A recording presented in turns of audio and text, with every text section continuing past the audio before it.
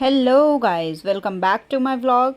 और आज है डे 2 ऑफ आर्य समाज महासम्मेलन। मैं एंटर कर चुकी हूँ गेट नंबर 1 से और अब देखते हैं आगे का माहौल। ये है डे 2 और आज थोड़ा चहल पहल ज़्यादा लग रही है, सिक्योरिटी भी टाइट है।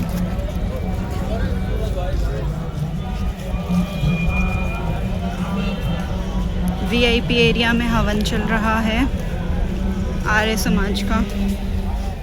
अभी मैं जा ही रही थी अपने ड्यूटी एरिया पे कि मैंने देखा इन्होंने बनाई है सैंड से इतना प्यारा आर्ट पीस और अभी ये इन मेकिंग है, इन प्रोसेस है। मैं पहुंच गई हूं अपने ड्यूटी एरिया में। ये है मेरा आई कार्ड और ये है मेरे स्टाफ मेंबर्स जो कि कर रहे हैं कुछ हेल्थ डिस्कशन।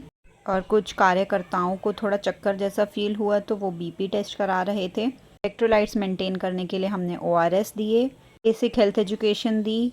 यहाँ पे पंचकर्म की स्टॉल लगाई जा रही है और ये उसी की प्रिपरेशन चल रही हैं, उसी के कार्यकर्ता हैं। अब चलते हैं बाहर। तो यहाँ पे आज कुछ स्टॉल्स लगी हुई हैं। ये फुटवेयर की स्टॉल है। यहाँ पे cyber cafe, photocopy print out का अरेंजमेंट भी है। And here it is baby care room. Game zone बनाई है किड्स के लिए।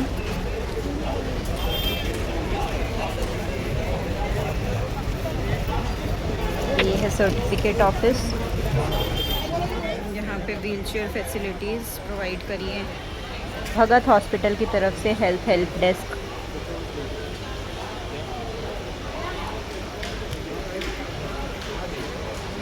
और यहाँ पे dental camp. Take your organs to heaven, heaven knows we need them on earth. काफ़ी प्यारा और ब्यूटीफुल कोटेशन लिखा है। नेत्रदान, अंगदान, देहदान। और ये है स्वर्णिम 150th वर्षगांठ आर्य समाज की। ये आ चुकी है हमारी दिल्ली नगर निगम की स्प्रिंकलर वैन जो कि कर रही है एवरीथिंग अंडर कंट्रोल। ये थी हमारी प्रदर्शनी आर्य समाज की तरफ से, जहाँ पे आर्य समाज का origin, development and the process of development of this religion की पूरी जर्नी को दिखाया गया है। ये है आर्य समाज के सेंटर्स जो कि डिफरेंट कंट्रीज़ में हैं। ये शिक्षा केंद्र। और यहाँ पे आप देख सकते हैं भगत सिंह और स्वामी महर्षि दयानंद की कितनी सुंदर इन्होंने आर्ट पीस बनाया है। बीच में दर्शाया गया है महर्षि दयानंद उनके शिष्यों के साथ। जन जन को जागृत करती पाखंड खंडिनी पताका यानी फ्लैग। स्वामी श्रद्धानंद जी। आर्य समाज के नियमों को बताते हुए महर्षि दयानंद। यज्ञ के बाद शिक्षा लेते हुए मूलशंकर जी। महर्षि दयानंद जी की एक और मूल्यवान सीख, मुझे धन नहीं ईश्वर चाहिए। और इसी प्रकार से प्रदर्शनी में कई सीखें मिली जो कि आर्य समाजियों और आर्यवर्तों के लिए काफ़ी शिक्षाप्रद थी। एक और ऐसी ही मूल्यवान सीख, मांसाहार नहीं शाकाहार बनो, क्योंकि शाकाहार ही सर्वोत्तम भोजन है। योग विज्ञान की विद्या को ग्रहण करिए। नियम, आसन, प्राणायाम का पालन करिए। कर्म फल का सिद्धांत, यानी जो हम कर्म करते हैं हमें अपने जन्म में वो कर्म काटने ही होते हैं और उसका फल हमें कर्मों के हिसाब से भोगना ही पड़ता है। वैदिक वेद, वृक्ष, वर्ण एवं आश्रम व्यवस्था के बारे में बताते हुए यह प्रदर्शनी। और अगली प्रदर्शनी बताती है कि ईश्वर एक ही है, एक ही ईश्वर की मान्यता सत्य है और वो है ईश्वर ओम। ओम ही सर्वशक्ति है। यहाँ पर हमें बताया गया है कि कैसे दुनिया में अंधकार और प्रकाश की लड़ाई है। दुनिया में बुरे लोग भी हैं जो हमें अच्छाई की ओर से दूर धकेलते हैं, अपवित्र करते हैं, हमारे धर्म का खंडन करते हैं और धर्म जाति का भेद कराकर हमें आपस में लड़वाते हैं। इसलिए आज हमें जागृत होना पड़ेगा। धर्मों का ज्ञान, वेदों का ज्ञान लेकर अपने धर्म की रक्षा हमें स्वयं करनी होगी और उसके लिए हमें स्वयं खड़े होना होगा। और यहाँ प्रदर्शनी में IVF एक वरदान है या ये भी है एक जाल, उस पर चर्चा करती हुई। और कैसे बनता जा रहा है मनुष्य नशे का शिकार, फंस रहा है नशे के जाल में। अंधविश्वास और पाखंड की जो दुकानें हैं, करना है हमें उनका खंडन। तो गाइस ये आर्य समाज का यहाँ पे एक म्यूज़ियम टाइप है।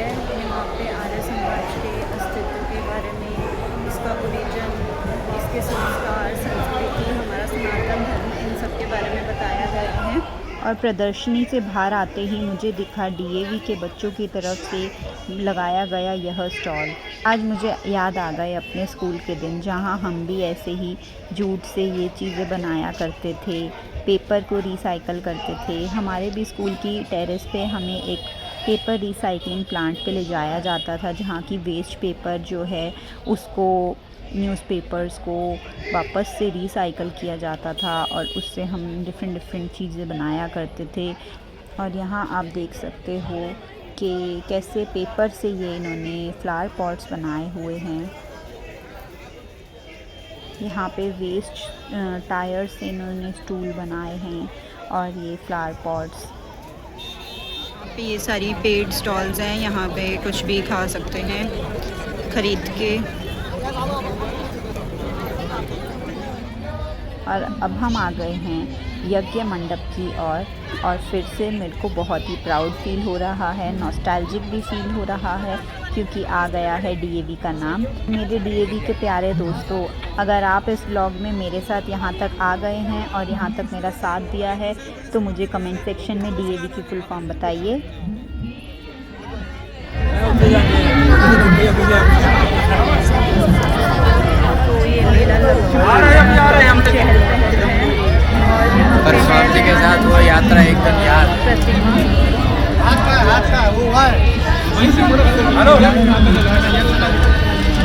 और ये डीएवी का सब देखकर आज बहुत प्राउड फील हो रहा है, क्योंकि आई एम ऑल्सो डीएवी। यहाँ पे सारा व्यवस्था की गई है।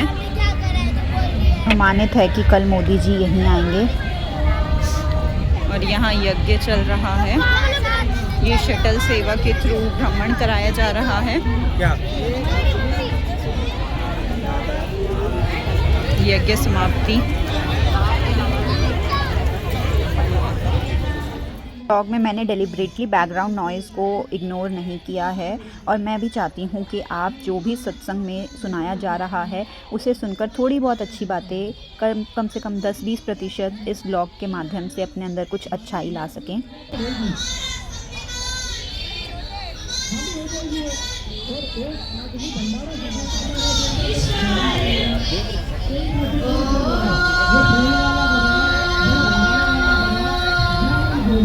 इस ओम की ध्वनि का उच्चारण सुन के मुझे अपने स्कूल के दिन तो याद आने ही थे, क्योंकि हम भी सुबह मेडिटेशन के टाइम यही ओम की ध्वनि का उच्चारण किया करते थे। फिर आती है गुरुकुल की प्रदर्शनी, और ये गुरुकुल की प्रदर्शनियाँ काफ़ी ही प्यारी लगी मुझे। यहाँ पे अपनी आयु के अकॉर्डिंग हमें बताया गया था कि एज अप्रोप्रिएट बिहेवियर क्या होता है। फॉर एग्ज़ाम्पल, ये हमारी बाल आयु में बच्चे को क्या क्या करना चाहिए, उसके कुछ नियम और संस्कार थे जो कि यहाँ पे इन्होंने लिखे हुए थे।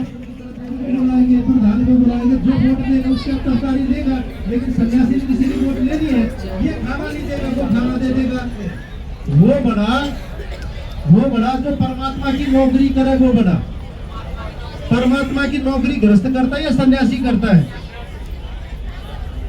वो तो अपने मालिक से मांगेगा तनख्वाह, गृहस्थी तो। और साधु किससे मांगेगा? वो तो परमात्मा से मांगेगा। कहते मैं तो आपका काम कर रहा हूँ, मुझे टिप्स नहीं चाहिए। ये होटल में देते ना टिप्स, अच्छा काम किया ये लो। वो काम कर रहा है परमात्मा का। वो शिकायत से आने लग गए मेरे पास, मैं 10-10 किलो 20-20 किलो घी पहले खरीद लेता हूँ। देखो परमात्मा का माना, परमात्मा ने भेज दिया। मेरे गुरु जी स्वामी विवेकानंद जी का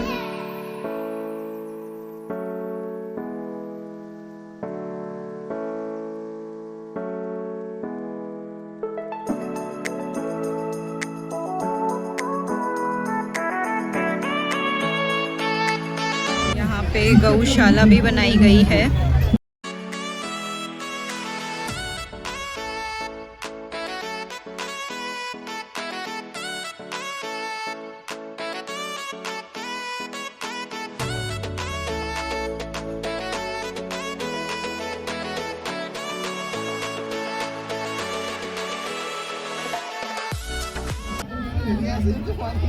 ये मेरा मेडिकल स्टाफ है। देखो हेलो।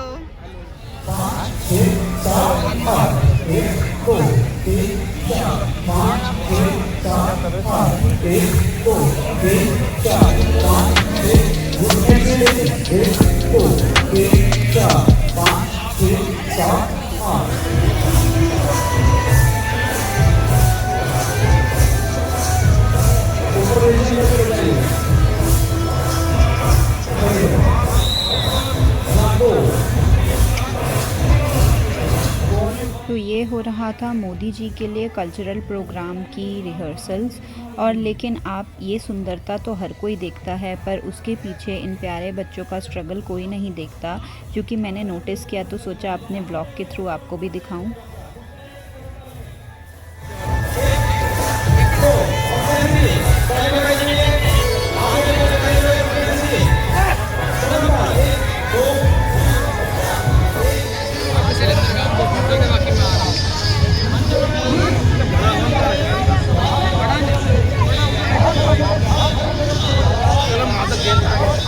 यहाँ होने वाला था 1111 लोगों का सामूहिक यज्ञ, और हर किसी के पास हवन कुंड बनाया गया है। और आर्यों में आप उत्साह तो देख ही सकते हैं कितना था।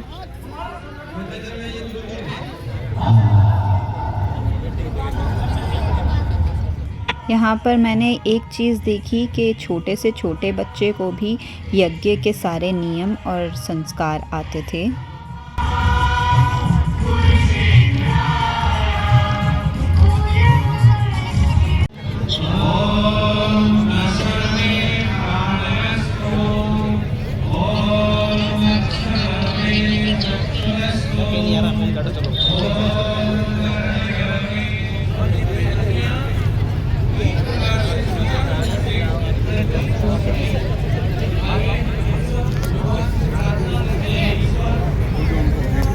लक्कड़ की बेल।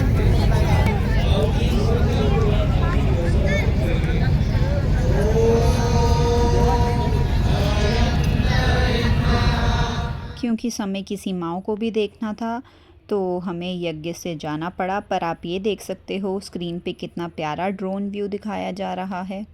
और वहाँ जो मैंने पॉजिटिविटी फील करी वो तो अतुल्य थी।